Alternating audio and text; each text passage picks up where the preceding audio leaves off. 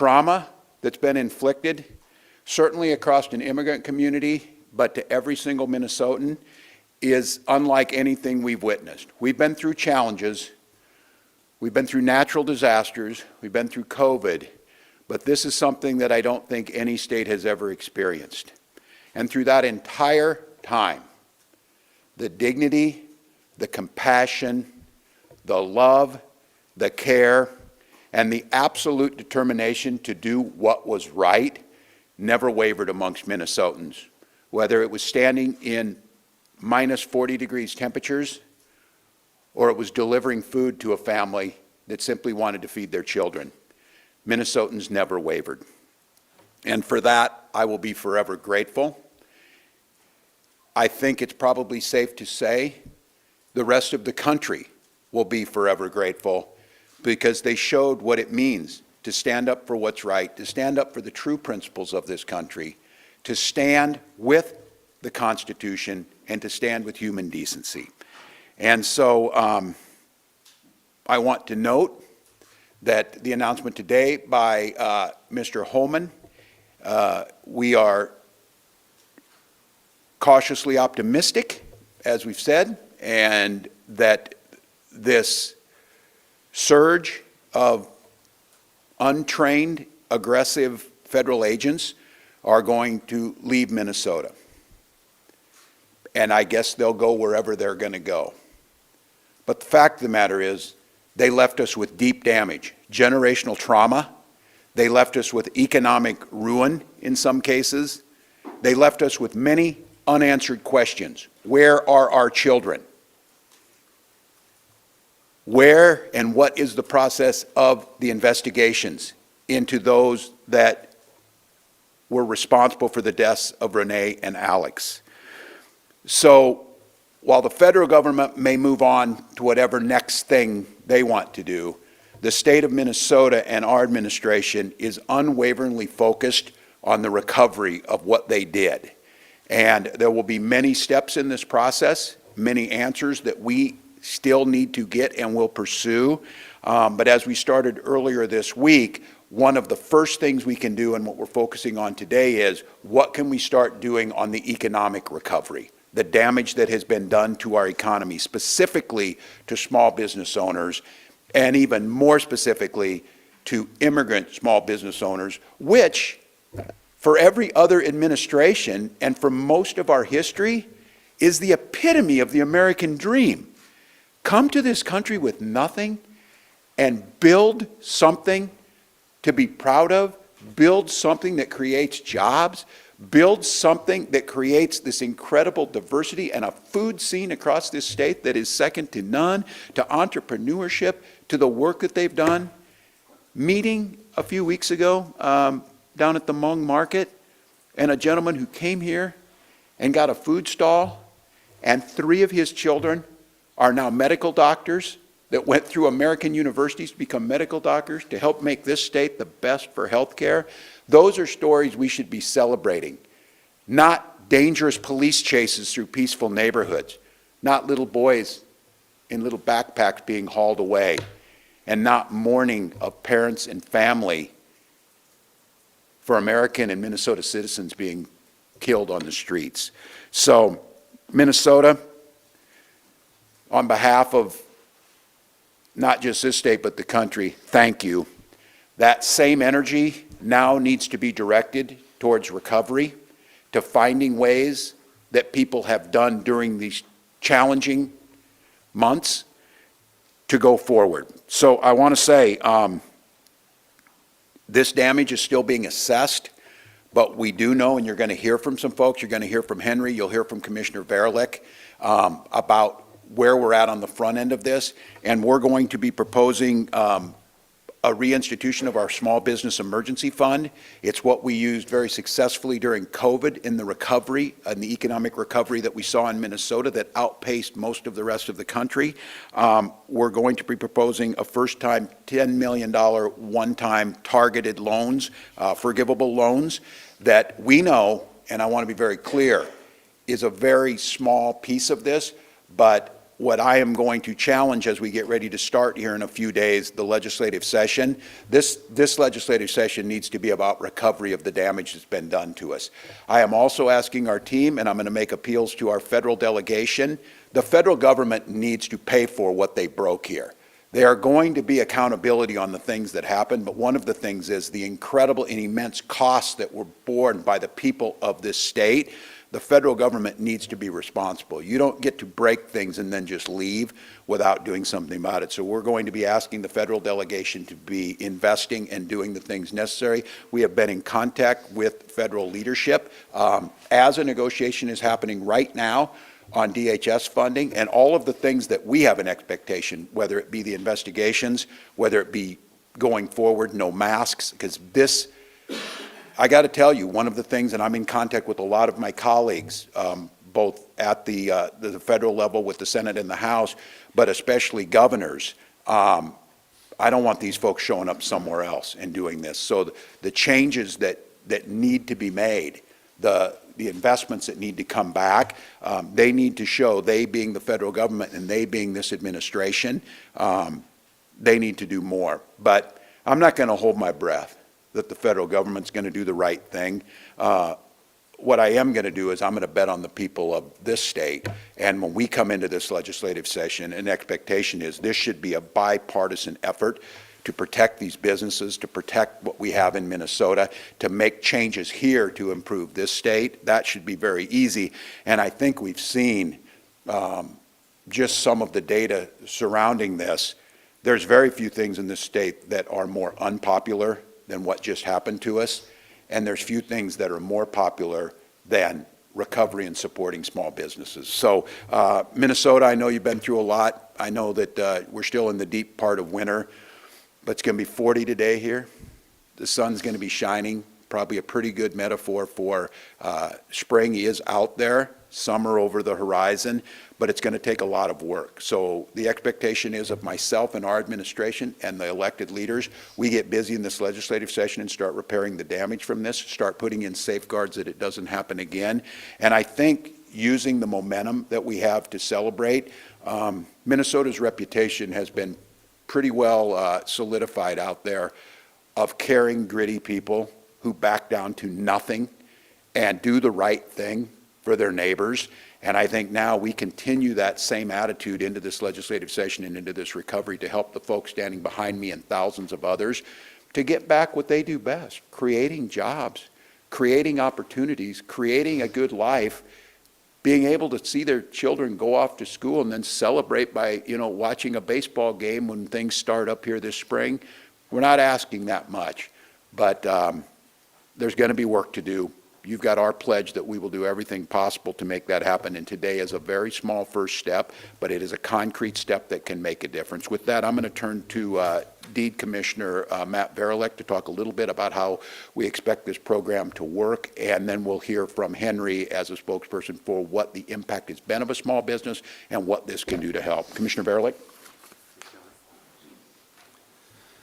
Good morning, everybody, and thank you, Governor. And I would echo, first of all, the Governor's sense of Minnesota pride right now for all that we've been through and the way we have stood up, and also the optimism about the fact that we now may be at a transition point in this process, if indeed the federal presence will be winding down. But I want to emphasize what he said, that the economic impacts will be very long-lasting. It was maybe a couple of weeks ago or so that we stood up with some of these very same small business owners and highlighted there the massive negative economic impact that is resulting from the fact that a lot of workers don't feel comfortable showing up, a lot of customers don't feel comfortable showing up, and so we're seeing massive reductions in that foot traffic, massive reductions in revenue, et cetera. And so that's why it is so important, first of all, that the Governor launched the Shop Local campaign as part of our Shop Local Stand Together effort in this month of February, and now this additional measure of the $10 million in targeted small business partially forgivable loans we think is another important step. And just to elaborate on that a little bit, the notion is that the loans would be 0% over 3 years. After 1 year, there would be an opportunity to seek 50% forgiveness on the basis of proving that you have had substantial impacts from the presence of the federal agents. The eligibility would be businesses with annual revenues between $200,000 and $4 million, so it's targeting small businesses, and the value of the loans between $2,500 and $25,000. And so again, to acknowledge the point that the governor made, we know that the economic harms are far in excess of that, but this helps, we believe, alongside the other things that we've been doing and that others have been doing. Also would note that we're working with some private sector partners to seek reduction or even elimination of some of the fees that private sector service providers provide to small businesses. Not sure, if they will take us up on that, but that's one other effort we're doing. And we again applaud folks like the Minneapolis Foundation, Latino Economic Development Center, and others who have stood up private sector funds for small business relief, and in many cases those have been funded by some of our larger businesses in Minnesota, so an example of mutual support. All of those things we hope at least mitigate some of the harm that's been done here. And to give you an example of that harm, number one, last night I was out at a great place, Sabores Fresh Market in St. Paul, a grocery store that has a restaurant in the back. I had some great pupusas, but heard heartbreaking stories once again of what massive impact there has been. And likewise, we are going to hear that story from Henry, who runs a supermercado in St. Paul as well. So Henry, if you would please join us and share your story. Thank you. Okay. I want to say thank you for everyone here. Thank you for the Governor Walz and the Commissioner Berlink. I apologize for my accent. I want to speak in Spanish, but I had to speak English today. Spanish is my first language. I came from Colombia 23 years ago, looking for American dream. Many people, many immigrants from different countries came to America looking for the same thing, and we are working hard, and now it's difficult times for many families, for us, for many businesses, but we're still working hard every day, no matter what happens. We believe in our governor, we believe in the law, we believe in America. We're working for the dream. I want to read something that I wrote last night. Okay, my name is Henry Garnica. I own a Centromex supermarket at the East St. Paul, along with the partnership distribution company that serve other small businesses in the Midwest. Centromex is a neighborhood corner store with open door to welcome all people. It is a space where everyone feels comfortable to be in. Since federal ICE activity increased late last year, everything has changed. On December 11, my store was targeted. We were lucky, nobody was detained, but the impact caused for a lot of damage for small businesses, including my business. Sales down in many cases between 30 or 40%. Is a lot, and the recovery for that takes a long time and more energy. We had to do a big job together. My customers are afraid to go in shopping. You have to adjust the operation. We had to lock the door. It's not good because we are in America. We never expected that. We are worried about how the things are coming, but we hear from our governor that the things change soon. Will be a good environment for everybody, for the whole communities, not only for immigrants, not only for Latinos, not only for Afro-Americans, it's for the whole community, for the whole Minnesotans.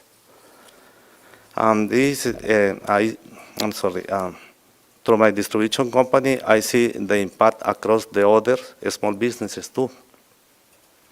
These businesses are part of the fabric of our neighborhood and our vibrant economy in Minnesota. I attended a large deed Shop Small Stand Together campaign. And the support from the community since they has mean a lot. This is a new campaign that everybody knows. I can see every day in my business many new customers, Americans, 100%, and they are going to buy stuff in my store. I feel blessed. I think it was a good initiative from the governor, local governor. I have many friends in the other stores, and they see the same thing every day. It's a big help. I appreciate that. Thank you for the initiative. It's a good blessing. It's a good thing for all small businesses.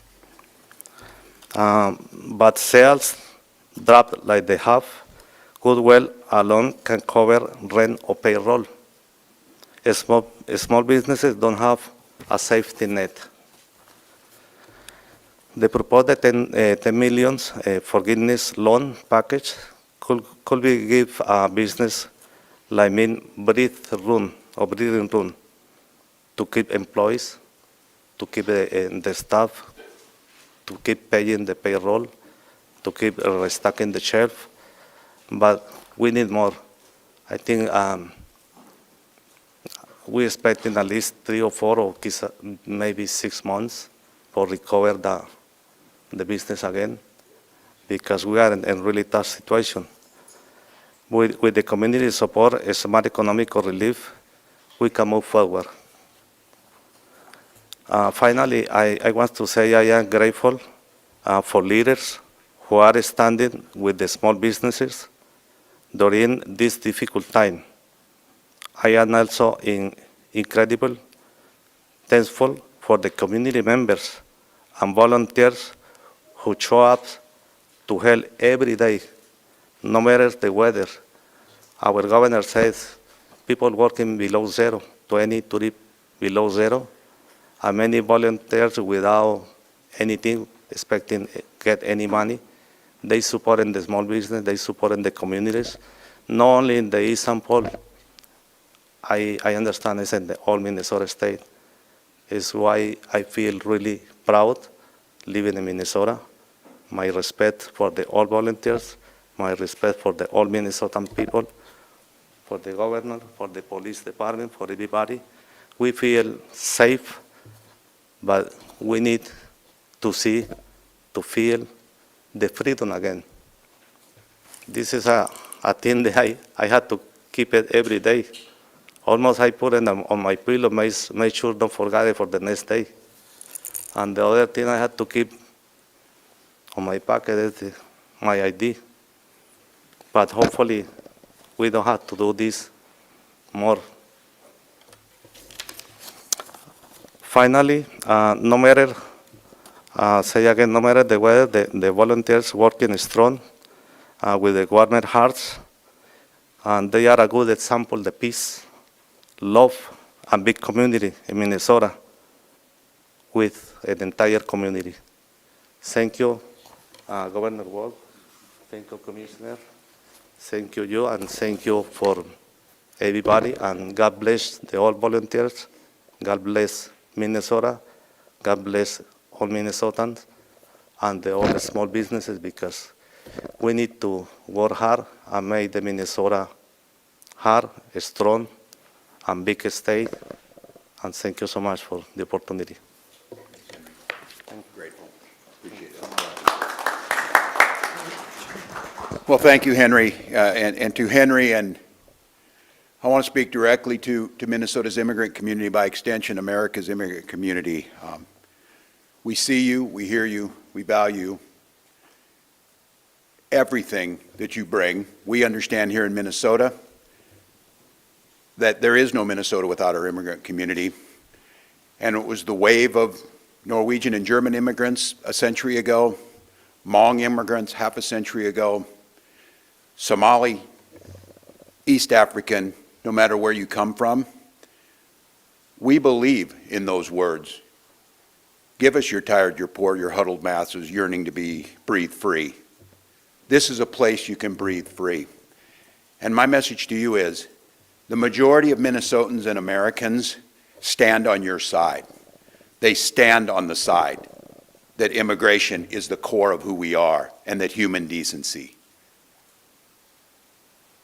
So as we go on this long road to recovery, it's going to be hard for many of you to get back the trust, to be able to go out again without fear you're going to be asked for your papers, or to be singled out because of how you look.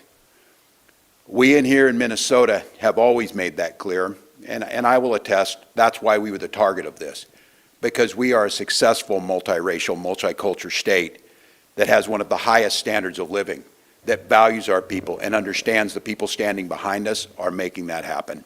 So it's going to be a long road, but I think you saw, and I'll say it again, Minnesotans are decent, caring, loving neighbors, and they're also some of the toughest damn people you'll ever find, and we're in this as long as it takes. With that, we'll take some questions.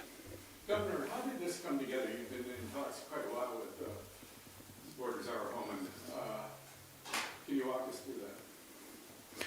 We have been communicating a lot, and I just want to note, the way the state of Minnesota is addressing immigration is exactly the same today as it was 3 weeks ago, or 3 months ago, or 3 years ago.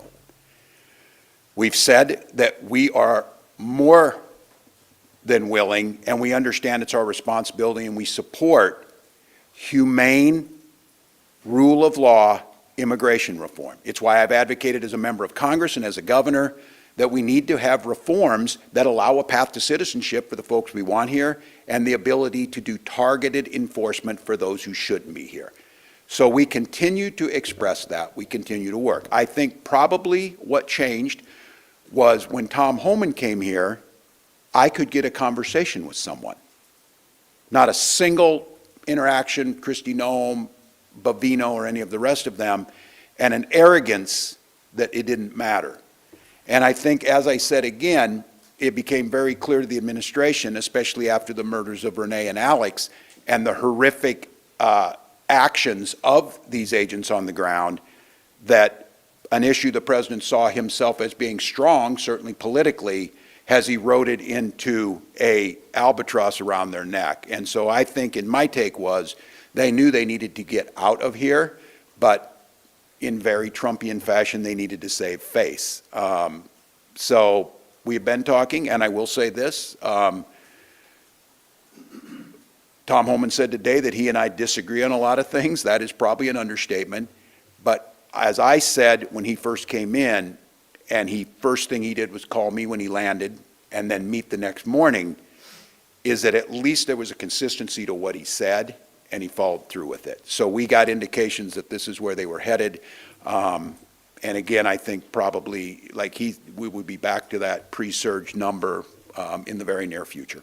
Yes, ma'am. Well, does this announcement change the way you're thinking about DHS funding and whether they should receive funding going forward? No, and I just want to be, this is a really kind of tricky thing with this administration. You've been listening to Governor Tim Walz addressing the end of Operation Metro Surge, announced this morning by Border Czar Tom Homan. The governor here, just to give you a summary of what he's been talking about here for the last few minutes, saying this is something I don't think any state has ever experienced, talking about the damage and the trauma and the economic ruin, saying that there's still a lot of questions to be answered here.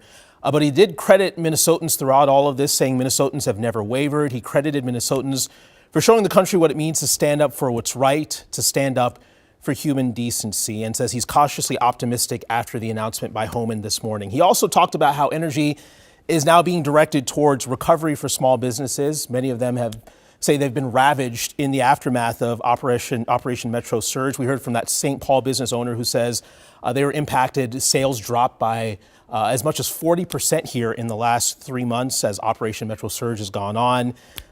So the governor saying damage is still being assessed here, talked about the reinstitution of small business recovery funds, similar to what we saw in Minnesota during COVID. Also talked about $10 million in forgivable loans for small businesses, and also talked about how the federal government, quote, needs to pay for what's broken, and says he'll be working with the Minnesota federal delegation to make sure that happens. We're going to have so much more on these breaking developments surrounding the end to the immigration crackdown in Minnesota coming up at noon, and then again at 4, 5, and 6 on KARE 11 tonight. You can also follow the latest online. We're now going to return you to regular programming.